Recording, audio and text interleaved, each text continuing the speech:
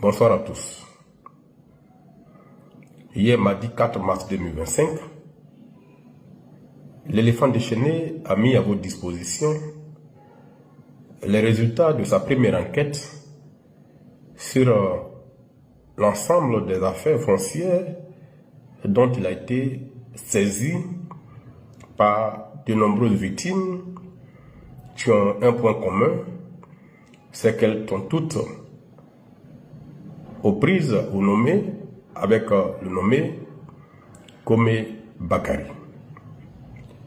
La première affaire sur laquelle nous avons travaillé et dont vous avez eu les résultats hier dans nos colonnes concerne l'histoire de Dame Touré Hélène, épouse Thierry, qui accuse le nommé Komé Bakari d'avoir abusivement détruit sa maison et par derrière d'avoir revendu à une autre personne la parcelle qu'elle avait achetée avec M. Kwame Ngouran Kwame Léon. Pour comprendre l'histoire, comme à son habitude, l'éléphant déchaîné, à travers ses journalistes, a fait des investigations, a entendu les parties, a entendu Dame Touré, a entendu l'avocat, a entendu M. Ngouran Kwame lui-même, a approché M. Komé Bakari formellement par écrit pour demander sa version des faits. Mais ce dernier n'a pas voulu répondre aux questions de l'éléphant déchaîné. Les investigations réalisées par les journalistes ont permis de mettre la main sur une documentation très instructive dont l'exploitation a permis de comprendre l'histoire et de remonter jusqu'à son début en 2006. L'affaire est très simple et je m'en vais en quelques minutes vous la résumer pour ceux qui n'ont pas pu lire notre enquête dans nos colonnes. Il s'agit de quoi? En 2017, en avril 2017, le nommé Komé Bakari, en application d'une décision de justice rendue par le tribunal de première instance, a procédé à la destruction de la résidence du couple Thierry et par derrière a revendu la parcelle sur laquelle était bâtie la résidence. Comment cela a-t-il pu être possible alors même que le terrain, d'après le couple Thierry, n'appartenait pas à M. Komé Bakari? Eh bien, on découvrira plus tard que c'est avec un arrêté de concession provisoire, ACP qui a été remplacé plus tard par l'ACD. Donc c'est par un arrêté de concession provisoire que le nommé Komé Bakari avait obtenu la décision de justice avec laquelle il a agi ainsi qu'il l'a fait. Sauf que l'arrêté en question, 3 ans plus tôt, avait été annulé par le ministre de la Construction pour faux et usage de faux. C'est que M.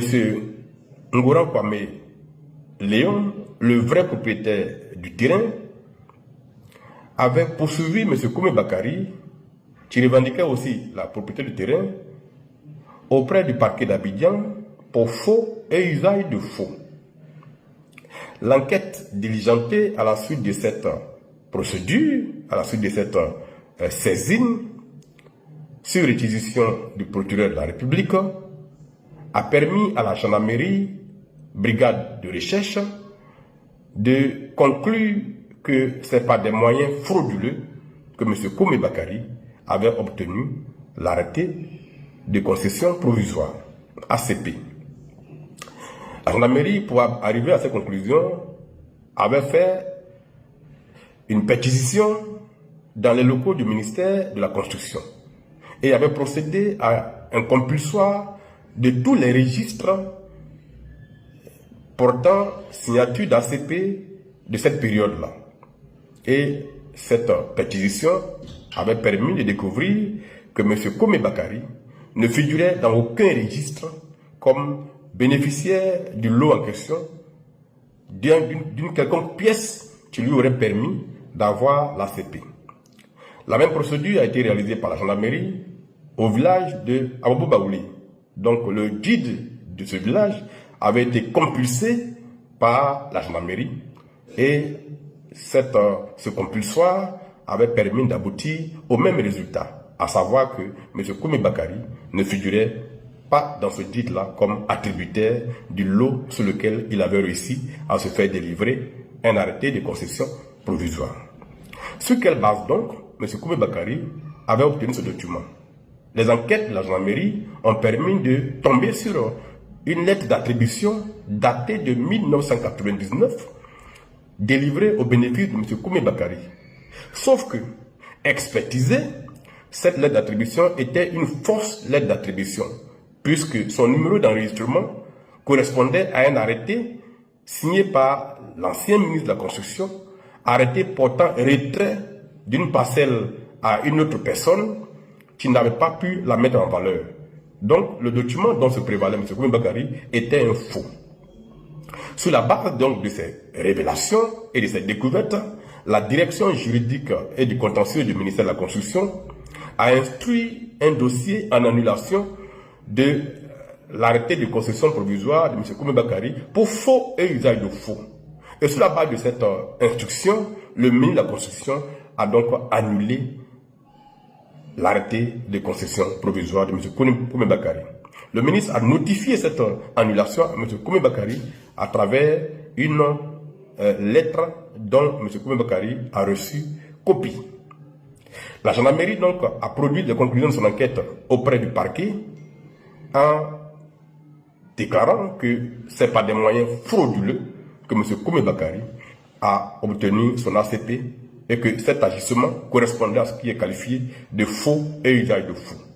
Sur la base donc de ces conclusions, le procureur de la République près le tribunal d'Abidjan a demandé l'ouverture d'une instruction judiciaire contre M. Koumi Bakari. Et cette instruction judiciaire a été confiée au 6e cabinet d'instruction, lequel a inculpé formellement M. Koumi Bakari pour faux et usage de faux. La procédure d'instruction était donc en cours quand, en 2016, M. Koumi Bakari a débarqué avec une décision rendue en application ou bien avec l'arrêté qui avait été 3 ans plus tôt annulé. Donc il a induit en quelque sorte le tribunal en erreur puisque l'acte par lequel il avait introduit sa procédure était un acte frauduleux définitivement annulé par le ministre de la Construction. Comment donc a-t-il pu obtenir cette décision du tribunal? C'est que en 2015, le juge d'instruction avait pris un arrêté de non-lieu au bénéfice de Koumi Bakari, arguant que ce dernier n'avait procédé d'aucune manière pour avoir l'ACP et que c'est le ministère seul qui était responsable d'avoir délivré un acte à M. Koumi Bakari, alors même qu'il n'y avait aucune base légale. Et donc, ce n'était pas la faute de M. Koumi Bakari. Cette conclusion du juge d'instruction a été portée devant la cour d'appel, laquelle cour d'appel a infirmé et a cassé cette ordonnance au motif que le juge d'instruction n'avait pas dit le droit. Mais pour que la cour d'appel ramène l'instruction au juge d'instruction, il fallait une expertise immobilière que la cour d'appel a demandé en commettant un expert immobilier pour déterminer définitivement à qui appartient le terrain et quels sont les documents dont se prévalent les parties. 6 mois plus tard, après enquête, l'expertise comptable immobilière est tombée. Conclusion, M. Koumi Bakari n'a jamais été propriétaire du terrain qu'il avait revendu. Et par conséquent, c'est en pur abus, en abusant du droit, qu'il avait agi comme il a fait, puisque le terrain appartenait définitivement à M. Ngouran Kwame Léon. Les résultats de l'expertise ont été déposés auprès du tribunal, auprès de la cour d'appel, auprès de la chambre d'accusation, laquelle a demandé la poursuite de l'instruction. Et donc, M. Koumi Bakari a été de nouveau inculpé pour faux et usage de faux, et la procédure vient de se terminer au niveau du juge d'instruction. L'affaire va passer maintenant en jugement au niveau du tribunal correctionnel. Conclusion donc, c'est avec des moyens frauduleux que M. Koumi Bakari a détruit la maison de Dame Touré Hélène, épouse Tibi. Ces nouveaux éléments qui sont maintenant connus de la justice vont permettre à ce couple de retrouver leurs biens et par conséquent de faire condamner Koubé Bakari d'avoir utilisé le faux pour s'approprier les biens d'autrui, alors que le faux en Côte d'Ivoire et partout au monde ne produit jamais de droit. Voilà la trame de l'histoire. Nous allons suivre le déroulement de la suite des procédures auprès des tribunaux et nous vous rendrons compte, évidemment, des coups de théâtre éventuels qui pourraient se produire.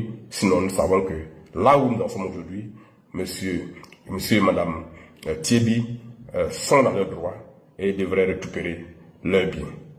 Merci et à bientôt pour la prochaine enquête.